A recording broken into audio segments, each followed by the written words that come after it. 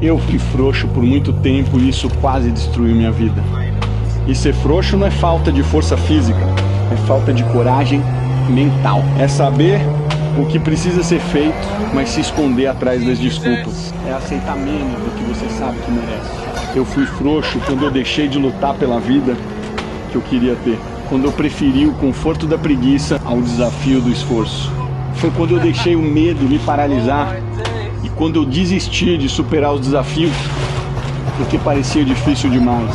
Deixar de ser frouxo é encarar a verdade, por mais difícil que ela seja. É assumir que ninguém vai lutar suas batalhas por você. É entender que culpar os outros ou o mundo não vai mudar nada. Você só cresce quando você olha para suas fraquezas e decide transformá-las em força.